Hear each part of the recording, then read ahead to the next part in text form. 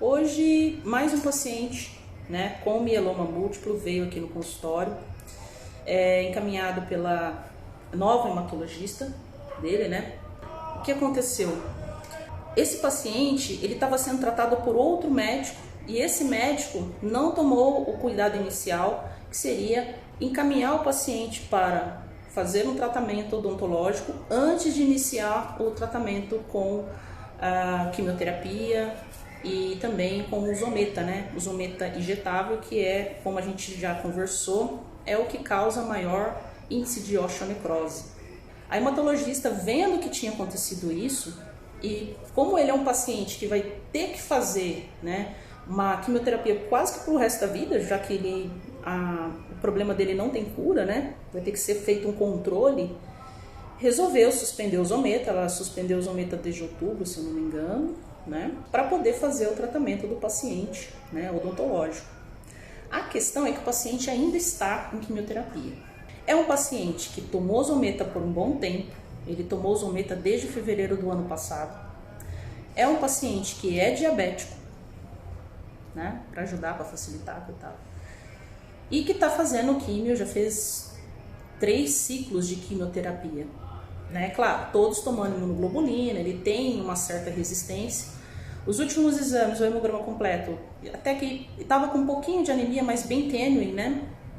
As plaquetas estavam ok e tal. E o que a gente deve fazer nesse caso, né?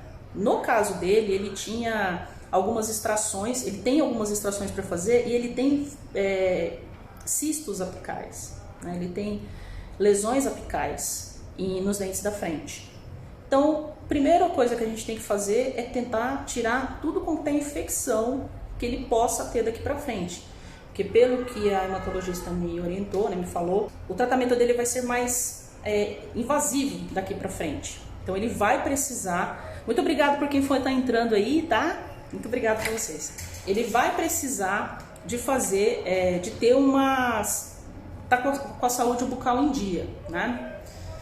Só que tem um dente lá que tem uma lesão endopério, 2 dentes na verdade, uma lesão endopério que não tem o que fazer, vai ter que tirar, né? Então como é que a gente pode ver se essa suspensão que foi feita do Zometa surtiu efeito e que se é ou não seguro fazer essas cirurgias, tá? Quais são os exames que a gente normalmente pede para poder ver isso? Ele tem o hemograma completo, eu pedi um coagulograma para poder ver com relação à coagulação, a prova do laço, a hemoglobina glicada. Por que eu pedi hemoglobina glicada? Ele é diabético. Segundo a filha, ele já faz controle e a diabetes dele está controlada, sempre abaixo de 120, né? Sinal de que está com controle. Até 160 a gente pode realizar os procedimentos, tá? Desde que não tivesse esses outros problemas, né? Para saber como é que está a relação do Zometa, a gente pede normalmente o CTX, que é o marcador do telepeptídeo. Como todos vocês sabem, né? Como todos nós sabemos aqui, o osso ele é formado de uma parte orgânica e uma parte inorgânica. Nós temos a hidroxapatita, onde normalmente o bifosfonato se incorpora. Por isso que ele fica muitos e muitos anos no organismo do paciente, porque a hidroxapatita é uma parte do osso que é difícil de ter reabsorção. E tem uma outra parte mais orgânica, feita de colágeno, né? Colágeno de tipo 1. A gente também tem proteoglicanas, uns outros componentes. Mas, assim, o principal é o colágeno tipo 1 e o tipo 2, também tem um pouquinho. O que acontece? Quando o osteoclasto, que é a célula que reabsorve o osso, tem função, ela reabsorve esse colágeno tipo 1 e ele joga no plasma, né, esse telepeptídeo. Então, é como se fosse um marcador da reabsorção de osso. Como o biofosfonato, ele justamente inibe a ação do osteoclasto, se os níveis séricos do telepeptídeo estiver muito abaixo, é sinal de que o remédio ainda está fazendo o efeito. Então, como é que a gente vai conseguir mensurar o que a gente faz e o que a gente não faz nessa situação? A gente pede esses exames, né, para ver como é que está cirurgicamente o paciente. E aí, você vê o nível de CTX. Se o seu nível de CTX estiver abaixo de 150, normalmente você precisa aguardar um pouco mais para fazer um tratamento como esse. Tá? Ele teria que aguardar aí mais uns 2 meses para poder repetir o exame e ver se está tudo bem. Porque a chance dele ter problemas, né, problemas de osteonecrose é muito alta. Agora, se tiver acima de 150, você pode fazer aqueles tratamentos que não são eletivos, ou seja, não é um tratamento que dá para você postergar, como, por exemplo, essa extração que esse paciente vai precisar fazer. Os tratamentos de canal, a gente já vai encaminhar para ele poder fazer, né? Vai fazer aqui na clínica, os tratamentos de canal que precisam ser feitos, tá? Isso vai evitar que, com o passar da quimioterapia, a imunidade dele caia e aquela infecção que muitas vezes o organismo está conseguindo remediar, estoura uma infecção aguda e possa causar problemas maiores para o paciente. Acontece, né, que a situação desse paciente chegou mais complicada. O ideal era ter feito tudo antes.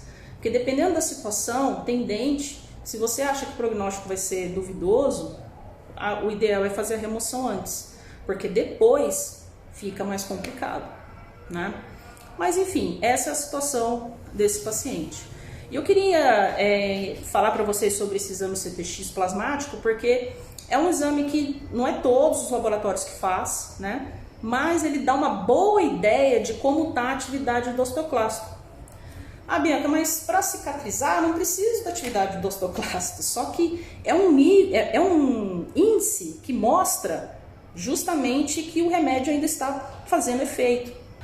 A gente sabe que os ometa, os bifosfonatos, eles causam eles acabam inibindo outros processos de cicatrização. Ele pode inibir, por exemplo, o fechamento da formação de neoformação de mucosa, né? Se ele estiver no nível alto, claro, depois de algumas semanas ele para de fazer efeito nos tecidos moles, o que é bom, né? Porque de repente esse tipo de extração, por exemplo, você faz uma sutura mais oclusiva e isso evita que fique o osso exposto e cause, né, todos os problemas de osteonecrose, tá?